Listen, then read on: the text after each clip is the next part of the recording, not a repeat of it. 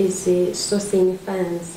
As we all know that as a hosting country, we need some funds for us to host this plenary assembly. So they are doing a lot in this activity. Yeah.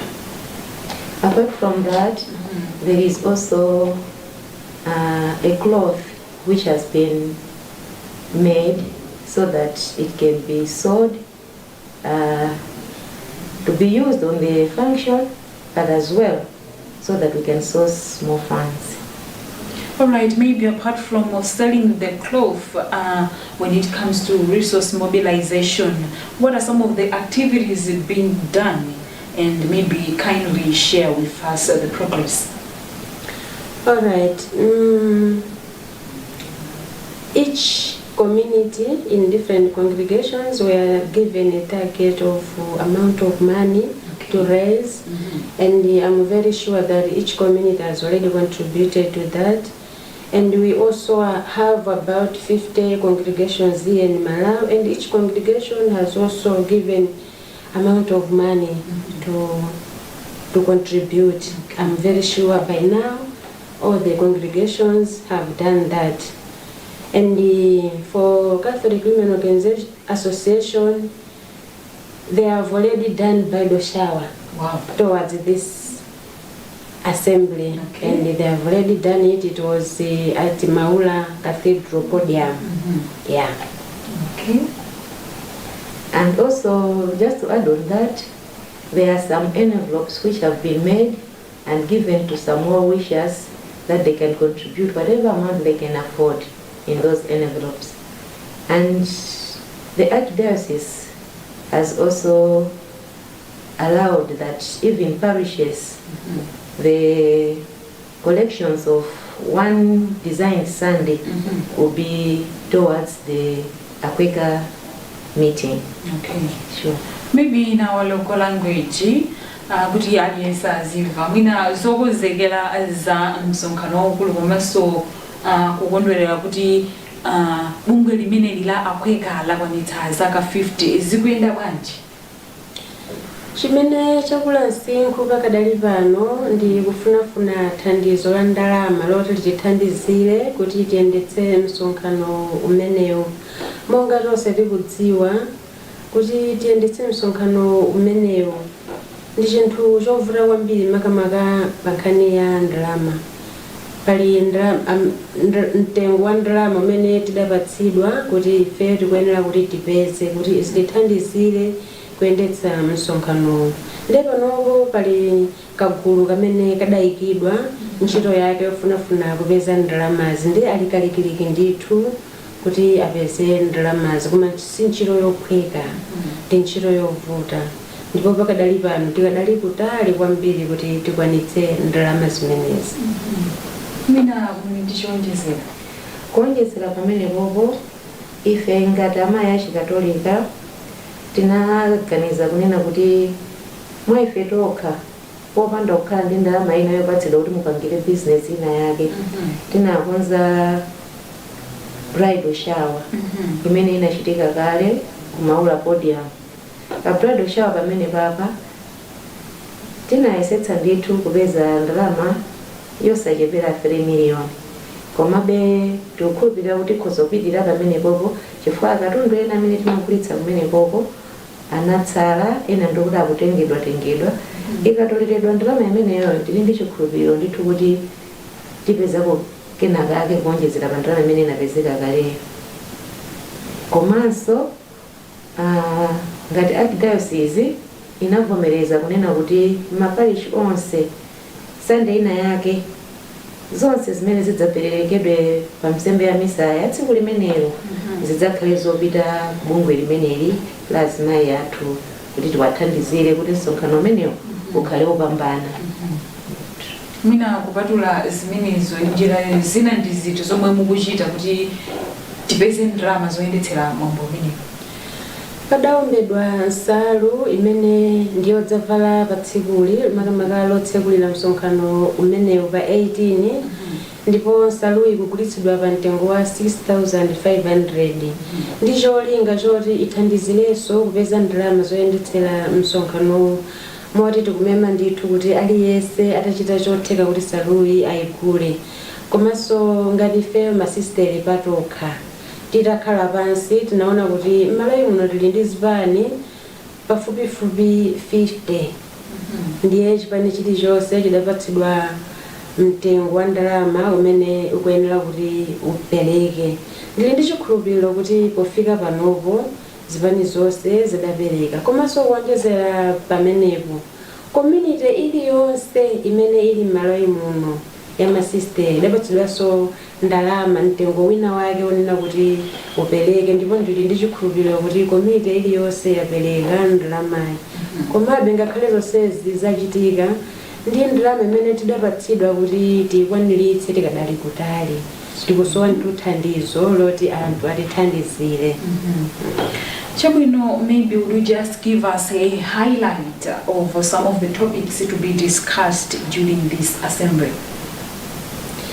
Yeah, there are about 5 topics. Okay. And the first one is how contemporary issues are affecting formation and religious life in the world today. And the second one is authentic religious living amidst current challenges in the world today. The third one is mental health and self-care and religious attitude of consecrated life today. Fourth one is about the reports from Quaker and from all the associations from 10 countries. Yeah, and the final one is we are expecting words of encouragement from our stakeholders, those who are helping us in different ways. All right, you've talked of mental health as one of the topics to be discussed. Maybe why do you think, why mental health? What I've observed, we have this program at Aulim, at our association, from school ECD, whereby they are helping different families in this topic of mental health and self-care. And we have realized that especially women, they have a lot of issues and mentally they are disturbed just because of the challenges they are meeting in their families. So we thought it is good for us also sisters, because sometimes we forget ourselves and target on others. Yes. Yeah. So although we are sisters, we live in the communities. We live in the community of sisters from different backgrounds. As such, we have also some challenges which disturbed us. Yeah. So we thought of targeting this topic. I'm very sure it will also help us. Yeah. Do you have anything to add? Just to add on that, it's true that we as human beings, we are not just human beings as we are, but we are both in body and mind. So sometimes the mind gets sick, but it's not cared for. Yeah. Because of that, it's when we see a lot of suicides. So to avoid that, it's better that this thing should be discussed at a larger group, even the sisters, even in families, even in the priesthood. This thing of mental health needs to be discussed so that we put away the mind of having this feeling of, no, I can take out my life. Yes. Sure. Mwina ndi mfundo ziti zomwe zizakhale zikukambidwa mkatikati mwa msonkhano umenewu?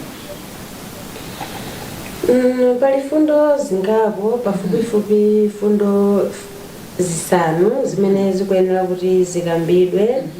Poyamba tikufuna tione zinthu zimene mwina tingati mwina zikusokoneza formation yathu. Formation yathu ndiye kuti kumene timasulira atsikana athu. Yeah. Tuli ndi malo osiyanasiyana kumene timasulira atsikana mwina ufuna usisteri. Ndiye pali zinthu zina zimene mwina zikuwasokoneza chifukwa cha nthawi imene tili panopo. Ndiye tifuna kuti tiunike zinthu ngati zimenezo.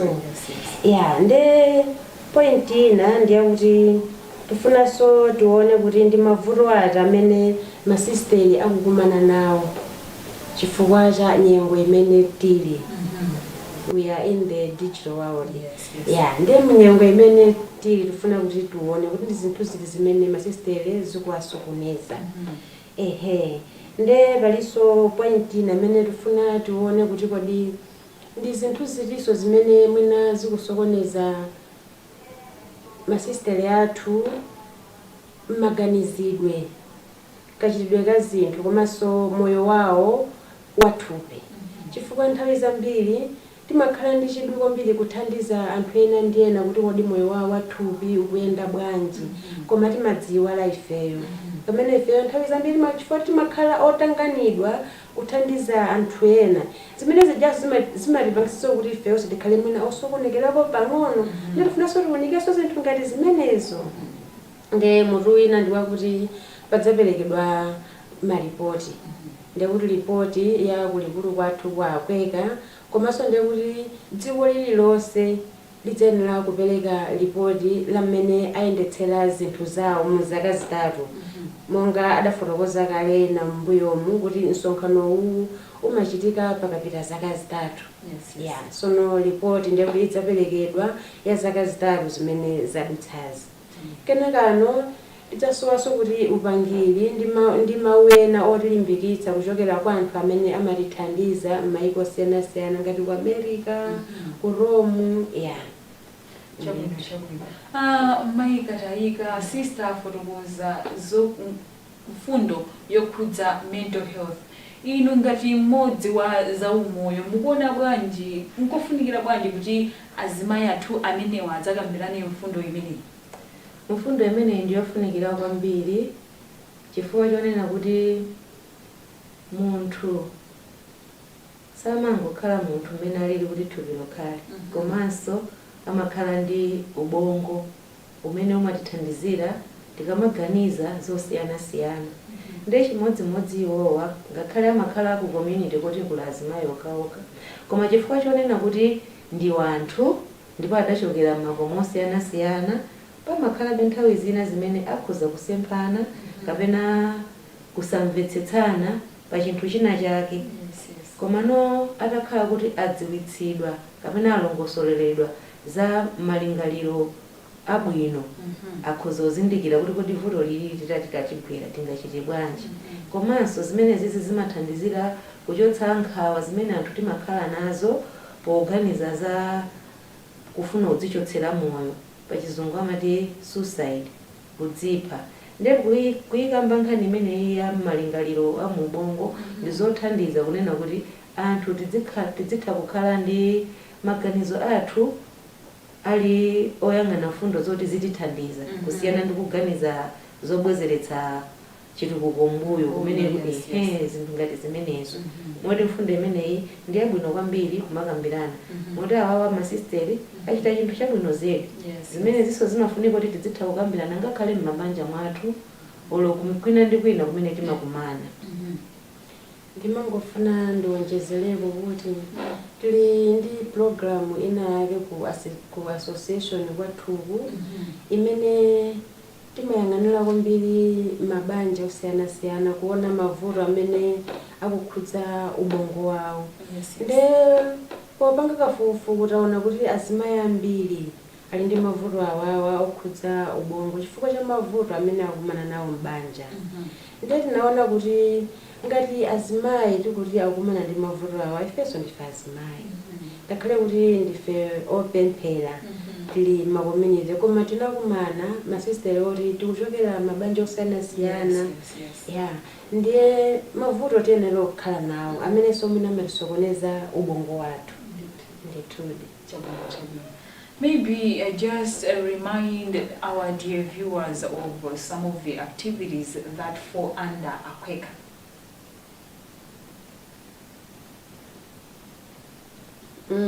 We have some activities under Akweka. The first one is the one which I already mentioned. We call it Score ECD, whereby we target children from 0 to 3 years. Okay. Yeah. when a mother conceives and when the child is at the age of 3. Okay. Yeah. And we have another program, we call it ASEKI, whereby we are targeting sisters who had no opportunity of attending higher education. So we are helping them at least to get some knowledge in finance and administration. And you have this other program, we call it Catholic Care for Children, whereby we are targeting institutions which they keep some orphans and less privileged children. The main aim of this program is to discourage people from keeping children in the institutions, because after some research we have realized that children grow better in a family than in an institution. Yeah. And we have this other program, we call it Bakita. This program is funding less privileged children, especially on school fees. Yeah. These are some of the programs which we have. Sure. All right. Mwina mungoti fotokozera sonjechewa mwina ndi zinthu ziti zimene Akweka ikuchita. Ya, tuli ndi zinthu zingapo zimene Akweka ikupanga. Poyamba tuli ndi program imene timati Score ECD. Program iyi makamaka timayang'anira mwana. Ndiye kuti mwana uja tikumutenga pamene mayi wangoyima kuti alandire chikondi chotani, chifukwa chikondi chikuyenera kuyamba pamene mayi uja wangoyima. Zikasokonekera pamene paja mwana uja samakula bwino, chifukwa mwana uja ngakhale mayi wangoyima makhala kuti ndi munthube akumva zimene zikuchitika. Ndiye timawathandiza makolo aja kuti mayi ndi bambo onse azilankhula naye mwana uja pamene mayi wangoyima, kenakano alandire chisamaliro chonse mpaka pamene ali ndi zaka zitatu. Alandire chisamaliro choyenera kuti mwana uja ngakhale adzakule bwino.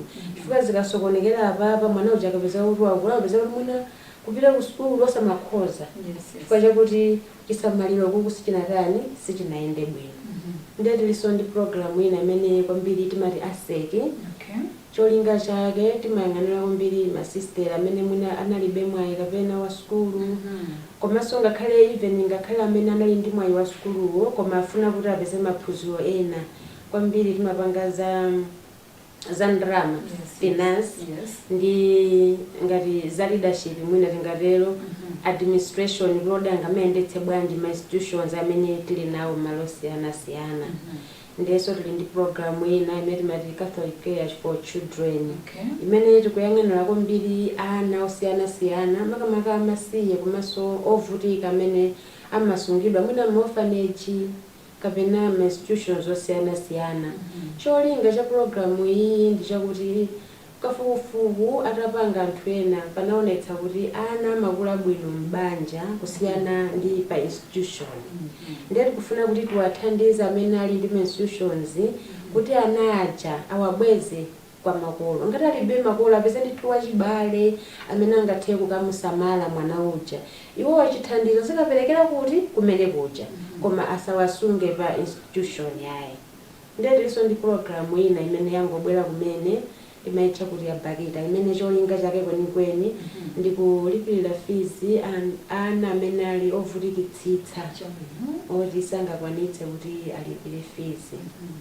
Mwachidule ma program amene tili nawo.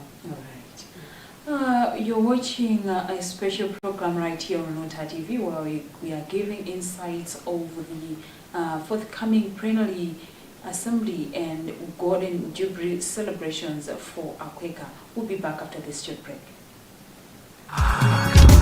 We're giving thanks to the mighty God as we celebrate release. Celebrating a jubilee is a true grace of God. This year, 2024, the Association of Consecrated Women in Eastern and Central Africa, AQUECA, is privileged to celebrate its Golden Jubilee. The celebration will take place during the AQUECA Plenary Assembly to be held on the 18th to the 23rd of August 2024. The theme for the Plenary Assembly is Transformative Holistic Formation for Authentic Living towards a deeper evangelization in the AQUECA region and beyond. In the run-up to this important plenary and jubilee, slated to be held in Lilongwe, the capital city of Malawi, AQUECA will host a series of radio and television discussion programs under the all-embracing theme, AQUECA at 50 in the spirit of synodality. Founded in 1974, AQUECA comprises religious sister associations from 10 countries: Eritrea, Ethiopia, Kenya, Malawi, South Sudan, Tanzania, Uganda, Zambia and Zimbabwe. All members of the church and people of goodwill are invited to celebrate with the sisters in the evangelization ministry. Happy Golden Jubilee, AQUECA. Long live AQUECA. We're giving praise to the mighty God, as we celebrate the Jubilee. Let's come together and celebrate Golden Jubilee. Mama, 50 years of empowering. Welcome back, and if you've just joined us, I know that you're watching a special program right here on Luntha TV, where we are giving insights of the forthcoming plenary assembly and Golden Jubilee celebrations for AQUECA. And maybe moving on, apart from Mass on the opening day, what are some of the activities that will happen on that day? After Mass, there will be a luncheon. Okay. And this luncheon will be taken at Maula Podium. So all the invited guests will be taken to Maula so that they can have lunch. Okay. Then after they have had their lunch, they will have some time to interact. But those who are supposed to start their meeting, they will proceed to Golden Pico, where the plenary meeting it's starting the very same day. Okay. Sure. Okay, mwina mchichewa kupatula mwambo wa nsembe ya misa yotsegulira mkumano umenewu. Ndi zinthu zina ziti zomwe zidzachitike pa tsiku limene. Pa tsiku limene lili misa ikakatha, alendo athu onse akatengedwa kuchoka ku Civil Stadium kupita ku Maula. Akufika ku Maula akakalandiridwa ndi azimayi amene timati amsangulutso. Okay. Amene akalandira alendo amenewa ndikuwaonetsa kumalo kumene kwakonzedwa chakudya kuti adye. Akakadya akachezako mwina pang'ono, komano tsiku likakhala kuti lamboyamba. Pamisayo ndikungotsegulira msonkhano wawo waukulu. Tsono akakatha kudya kumeneko ku Maula, alendo athuwa ndi onse amene akuchokeranso ku Malawi kuno akanyamulidwa magalimoto osiyana-siyana ulendo wopita ku Golden Peacock kumene akuyamba msonkhano wawo umenewo. Msonkhano ukayamba tsiku lomwelo limene kukakhale nsembe ya misa. Ngoti ngati ni mtsikana ufuna kusisitere sindikakhala wamwayo ocheza ndasistere. Ndasistere kamucha. Hayi ndiwambidi kwa basi. Chifukwa chakuti nanga tsiku ili ndati mukaona zipani zosiyana-siyana. Then nthawi imene so inu mukakhala ndi mwayi osankha moyenera charity osangobinyenga bana. Koma ukakhala ndi mwayi wambiri ndithu okwanira osankha kuti kodi ineyo ndingatholowa chipanechi ndipo nkwafusa. Ndi zinthu zili zimene mmasowa kuti munthu akhale sister. Ndi zinthu zili zimene mmasowa kuti munthu alowe chipani chanu. Mwayi ulipo wambiri.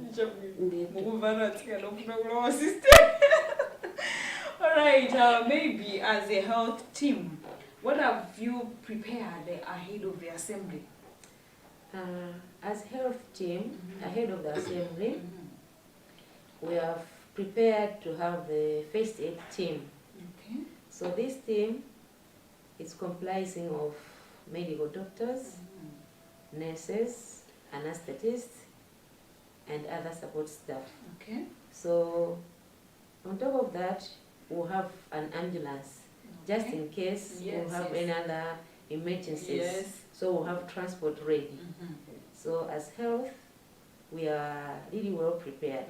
And in fact, we should thank our mission hospitals, Okay. which have provided us with the needed things, like the first aid medications, which are supposed to be given when somebody has got headache or they have abdominal pains. These medicines have been sourced from the mission hospitals. Okay. And we have also asked for a transport from Kamuzu Central Hospital. So we are really ready that whenever an emergency Yes. pops up, we should really be geared to help these sisters. All right. Yes. Mwina ngati aza umoyo mukukonzekera bwanji zokhudzana msonkhano umene? Ifeyo ngati aza umoyo ndife okonzeka ndithu kwambiri, chifukwa mu timu yathu tidzakhala ndi ma medical doctors, Okay.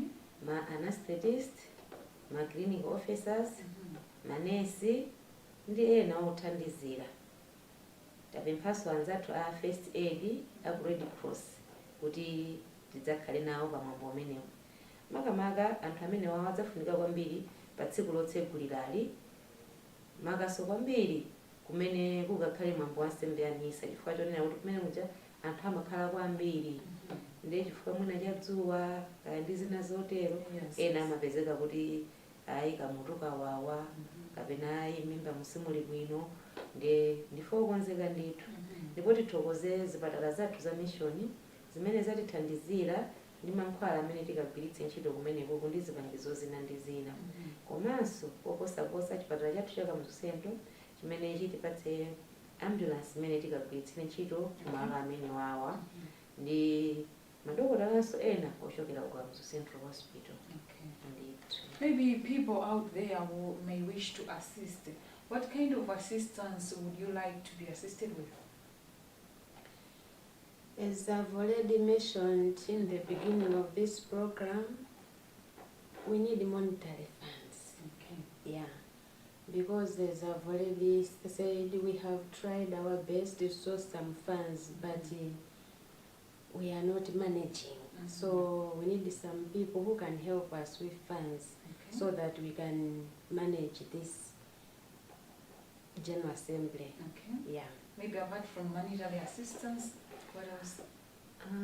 If there are people who have tents, who can mount up tents, on the opening day we will need tents so that they can accommodate the people who are going to attend the mass.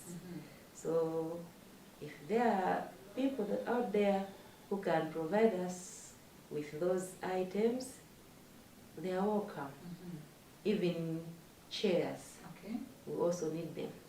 So if there are people who can say, no, don't bother about the budget of chairs, I can provide you with 1,000 chairs, they are welcome. What about food or transportation? Yes, those things are also needed. Okay. As you know, the mass will be at Civil Stadium, and from Civil Stadium, people have to travel to Maula to have lunch. So after lunch, they have also to travel from Maula to Golden Peacock for the plenary meeting to start. So we really need help in different angles. Yes. All right. Maybe what platforms can people use when it comes to monetary support? Yeah, as my friend has already said,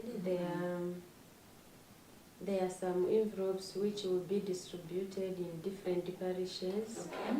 Yeah, in order for well-wishers to put their money in those envelopes. But for those who can also manage just to deposit their money, there is an account Okay. for Aurim. Okay. in preparation for this assembly. When Okay. I find it, I will give it out. Okay. Yeah. So they can deposit their money into that account. It will also help us. Okay. Yeah. What about mobile banking and stuff? Airtel Money, TNM, Pamba?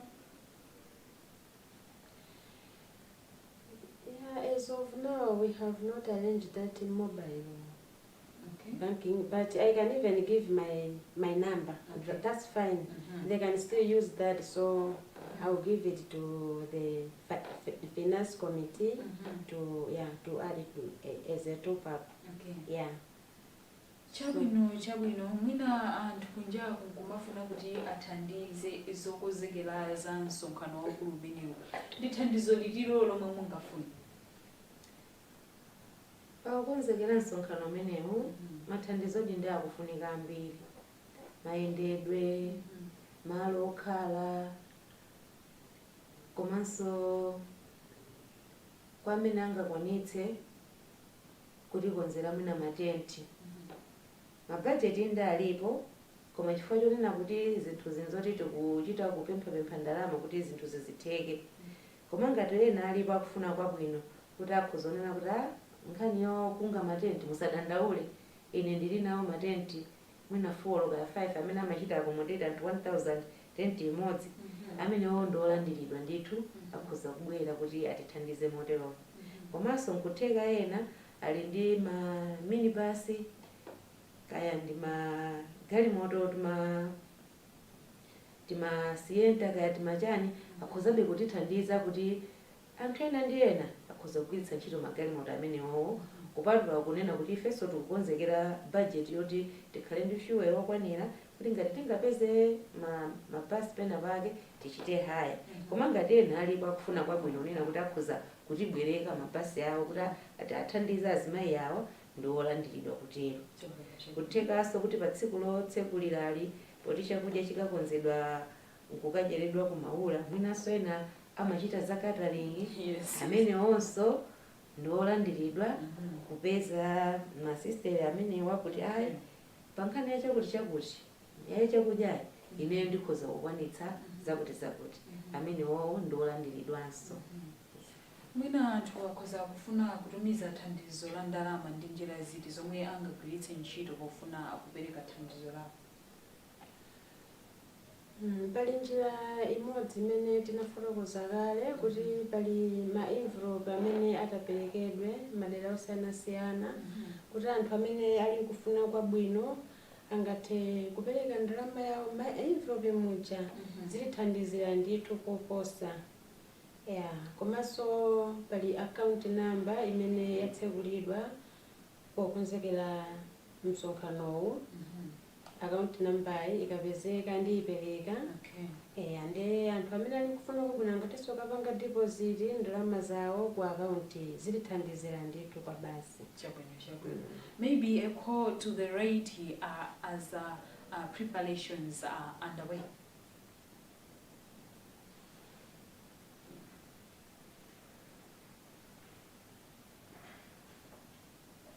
To the laity, we are just encouraging you that this thing is ours.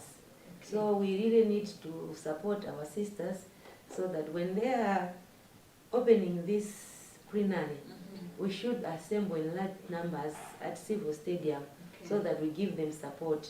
And for the visitors who are coming, they should really see that Malawi is really ready to host this function. Sure.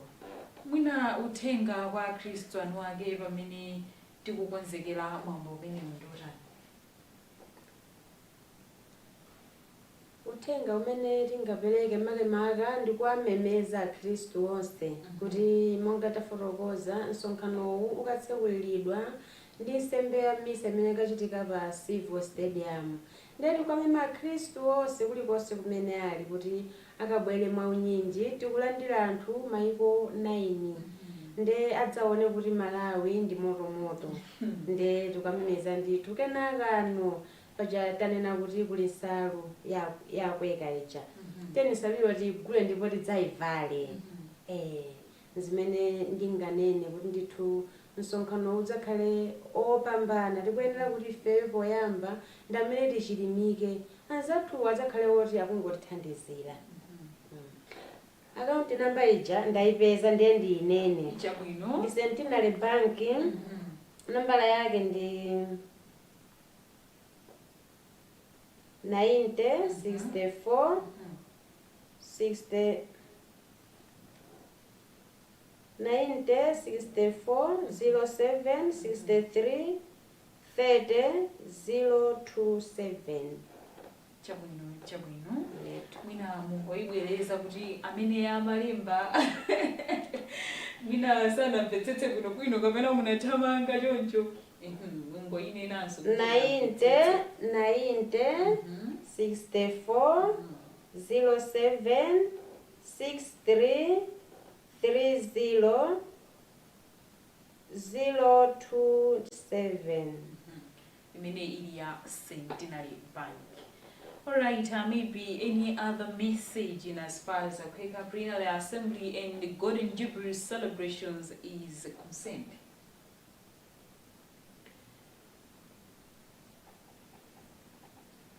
Just to add on that, to our laity, we are encouraging you that you should really attend this mass. Okay.